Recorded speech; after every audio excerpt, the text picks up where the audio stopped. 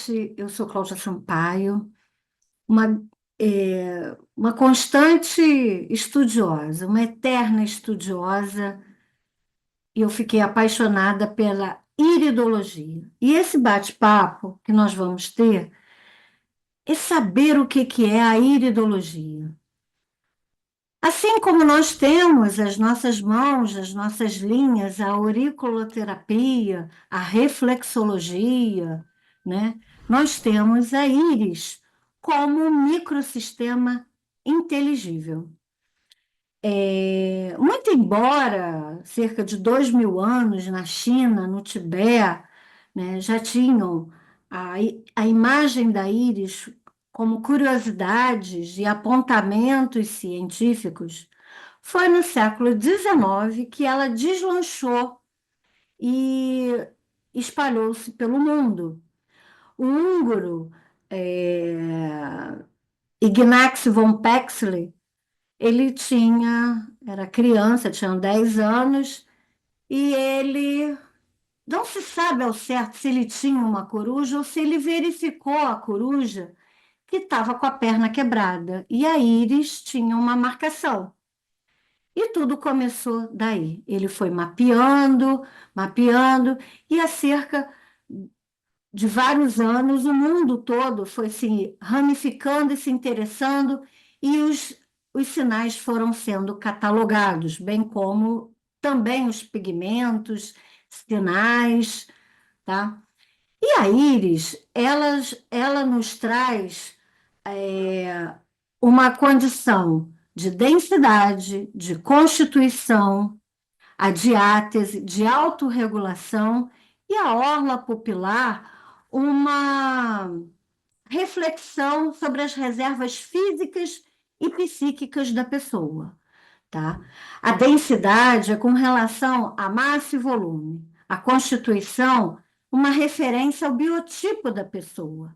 E a diátese, a força vital, né? A autorregulação, o processo de adaptação orgânica, e a órbita pupilar, como eu falei, as reservas físicas e psíquicas do ser humano. Existem três abordagens imprescindíveis na anamnese. A parte orgânica, muito bem detalhada pela iridologia alemã, que traz todas essas abordagens, inclusive um embasamento científico através da embriologia, o desenvolvimento tecidual, minerais, vitaminas, né? E, enfim, a constituição tecidual. E é exatamente ao tirar a foto da íris, o iridólogo ele verifica não o órgão que foi mapeado, mas ele verifica holograficamente a posição do órgão que foi mapeado ao longo do tempo. E naquele detalhe, né, vamos supor, na região do pâncreas, ele consegue visualizar as densidades, né? O desgaste tecidual de cada órgão. Isso, né, ao longo do tempo, a medicina aqui no Brasil não reconhece ainda como uma ciência. No meu humilde ponto de vista, ela é considerada uma ciência fractal, porque todos os movimentos orgânicos de contração, expande, contrai, repele, enfim, todos esses movimentos, eles acontecem no movimento, do músculo ocular, tá? Muito interessante é que, ao longo de todos esses estudos, Daniele Lorito, o maior iridologista do mundo, conseguiu construir, mapear a íris como se fosse um relógio. E ali ele tem, vamos dizer, os 60 minutos, né, a hora zero, e bem como os registros da vida, o processo gestacional. E isso é muito interessante porque nos traz e nos remete a uma investigação científica e precisa no indivíduo, no seu interagente, com relação aos traumas embrionários e os reflexos orgânicos, que a pessoa não tem conhecimento, não tem consciência daquilo e, às vezes, certas situações não conseguem resolver. E isso já nos ajuda, é uma ferramenta a mais, é uma ferramenta bioinformacional, né?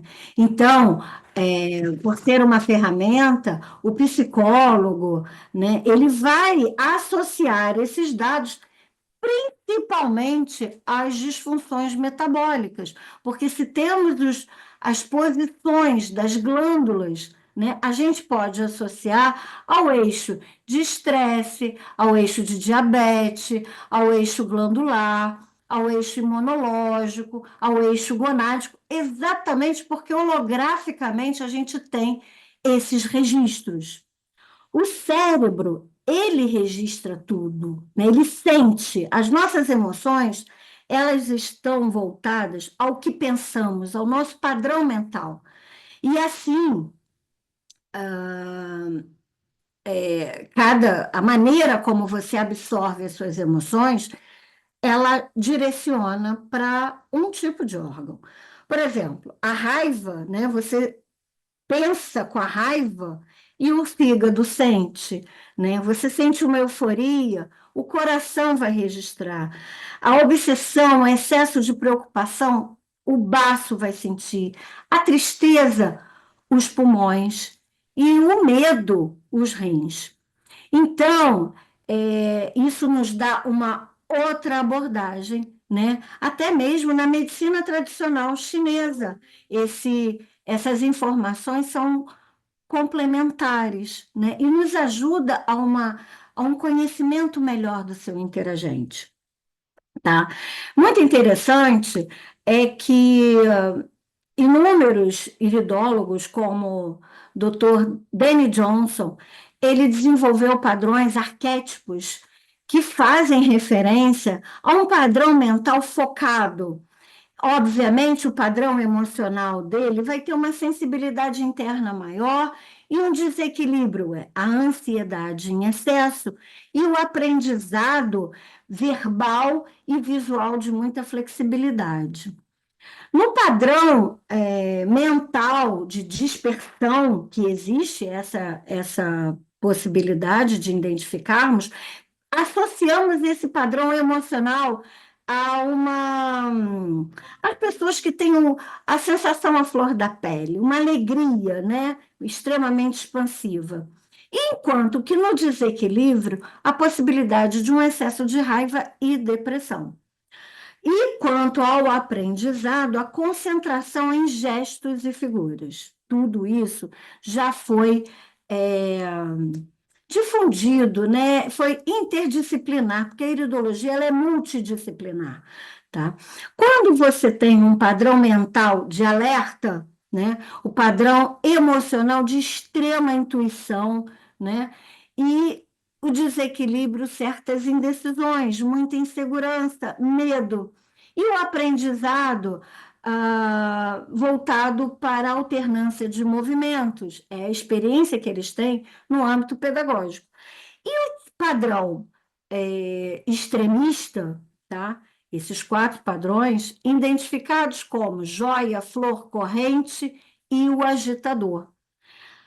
O Brasil é considerado a estufa da iridologia. Por quê?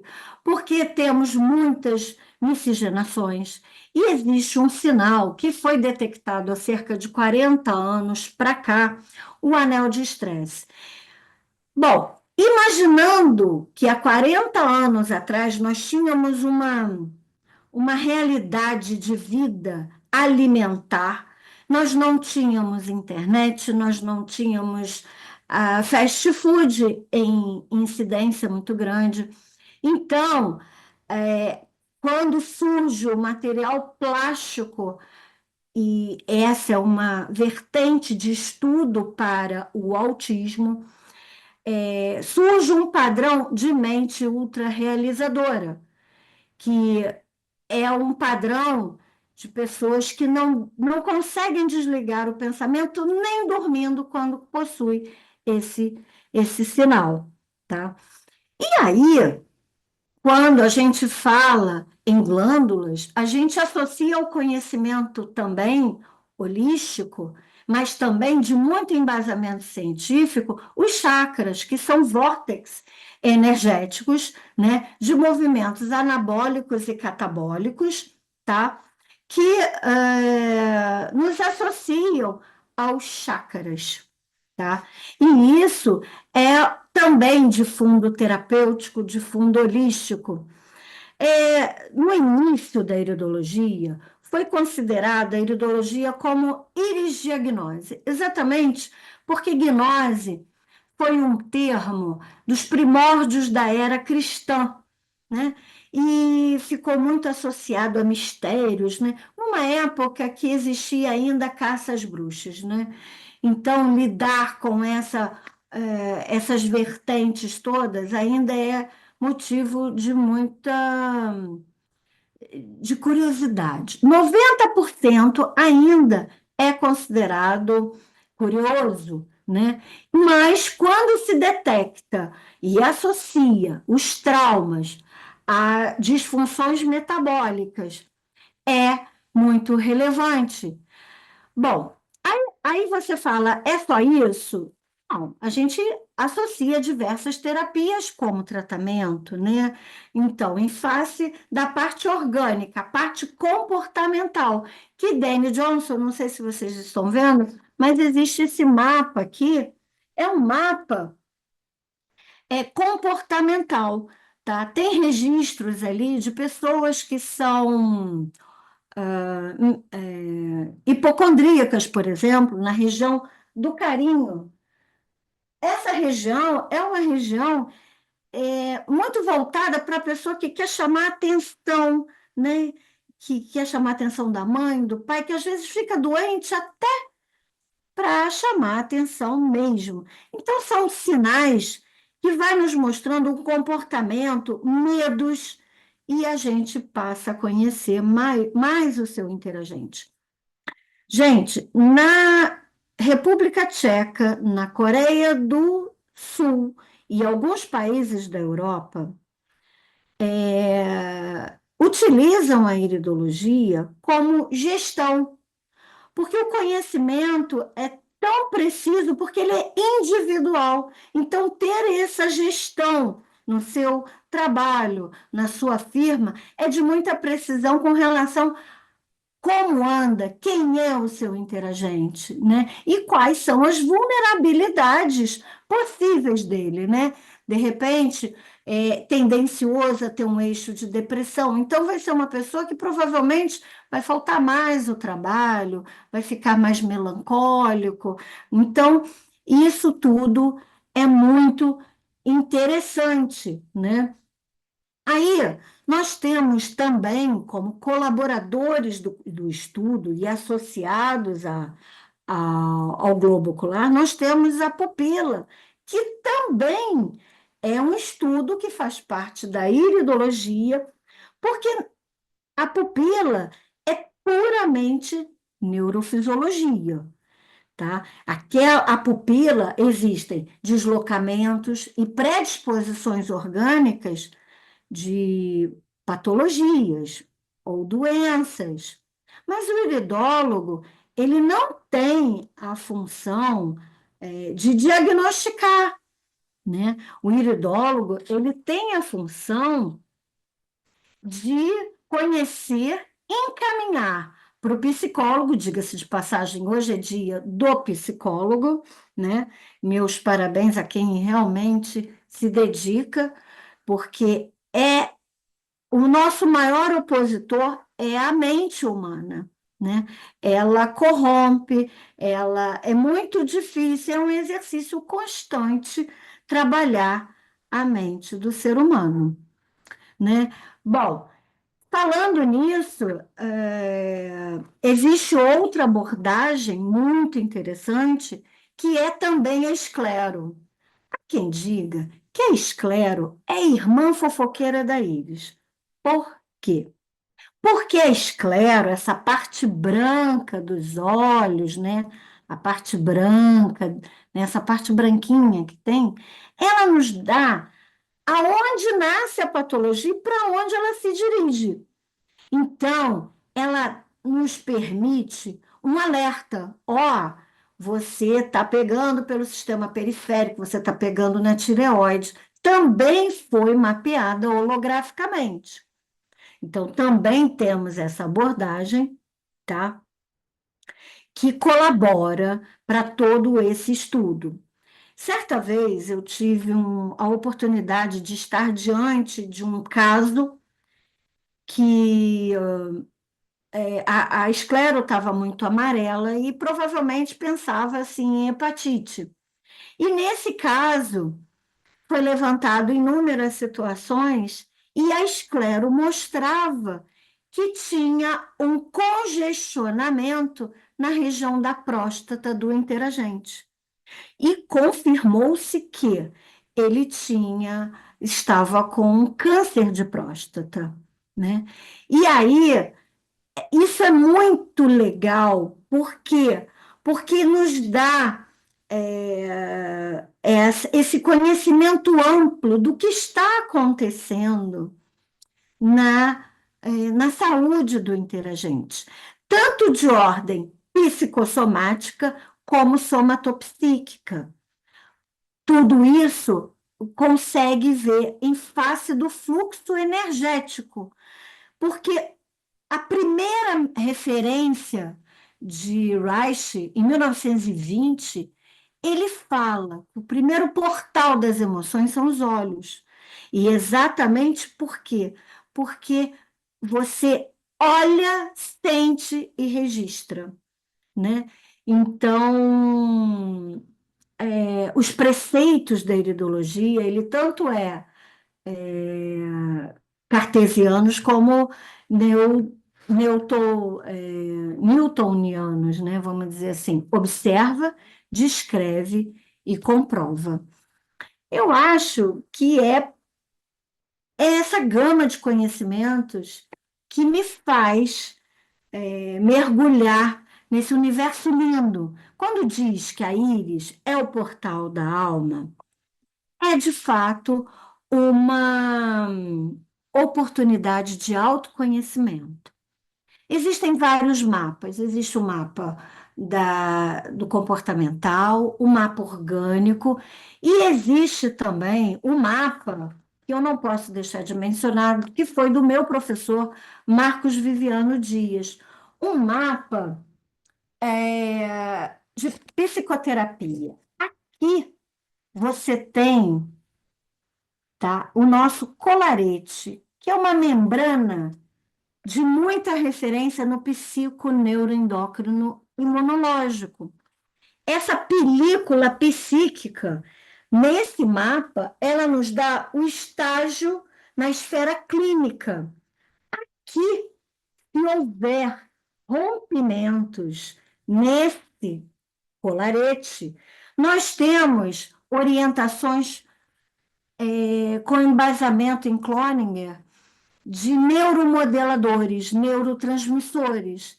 Então, rompimentos, introflexões, extroflexões são conhecimentos desses neurotransmissores ou neuromodeladores que nos remete a cuidados profundos, né? Nesse mapa ainda, nós temos a esfera de temperamento e, por último, distúrbios de personalidade. Então, essa tese ainda está em estudo, em levantamentos, porque é muito preciso. De fato, a íris é o nosso código genético. Eu acho que é por aí. Terapeuticamente falando, o terapeuta, um exemplo, tá? Na região cerebral, né? Existe rompimentos e a gente faz uma referência à noradrenalina, a gente recomenda receber massagens, fazer atividades físicas que exercitem o sistema cardiovascular. Uma outra, assim, e assim a gente faz com vários neurotransmissores. A dopamina, expressar gratidão, recordar momentos agradáveis, né? Isso é muito importante porque reduz a ansiedade. No caso da serotonina, se detectado naquela região, a gente recomenda alimentos ricos em triptofano, né? Demonstrar mais otimismo. Isso resgata o humor. A melatonina, tomar sol ao longo do dia, melhora a qualidade do sono, né? A ocitocina, dançar. É muito importante o contato físico, receber presentes, fazer carinhos, toques corporais, né? No caso de uma ausência de GABA, meditação e atividades físicas, né? E a endorfina, atividade sexual, dar e receber carinho, extremamente importante.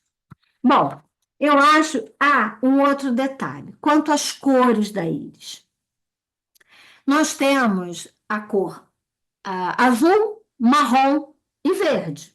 Essas três cores são inerentes, né? São genotípicos, são sinais precisos. Há quem troque hoje em dia de cor de olho, mas a sua predisposição orgânica. A íris azul, ela faz uma referência à predisposição no sistema linfático. A íris marrom, a hematogênica, ela faz uma referência à parte cardiovascular. E a íris verde, a parte hepática e a misto biliar, né? O sistema urinário. Eu acho que deu para dar uma amplitude em toda essa abordagem. É muito preciso, é muito detalhe. Por exemplo, falar da parte orgânica, eu teria que falar tão somente da iridologia alemã, que para mim é, é muito, com muitos embasamentos científicos, né? No comportamental, eu teria que falar só do método RAID, né? Da parte bioenergética, conhecimentos, né, na parte dos chakras, né, dos fluxos energéticos. Eu acho que é por aí.